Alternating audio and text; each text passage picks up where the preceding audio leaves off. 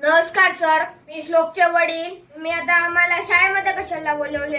हा काय अभ्यास घरी करत नाही? हा अभ्यास देता का ना? हा काय सांगतो अभ्यासच दिला नाही काय हा?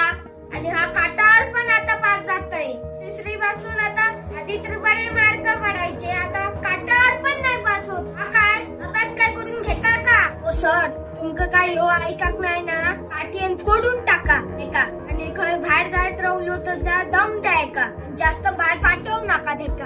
लय ना मस्ती करता. श्लोक याच्यावर जास्त वडापाव खात ठेवतं. सरांनी सांगले कळत नाही तुका? हे श्लोक, सरांनी सगळं सांगले ऐकायचा.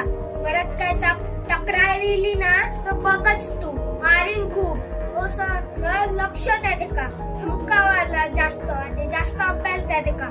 काय अभ्यास करणार नाही, जास्त लक्ष द्या त्याच्यावर जरा. तर बाकीच्या पण सरांना सांगा त्याला बरं धोपटून टाका आणि तुम्ही जरा दम द्यायला आणि लयच अभ्यास द्या त्याला, तरच तो सुधरेल. ओ सर, मी चला येतोय. त्याची तक्रार असली तर सांगा आणि एका धमकवा जास्त. चला, नमस्कार, चला येतो आम्ही.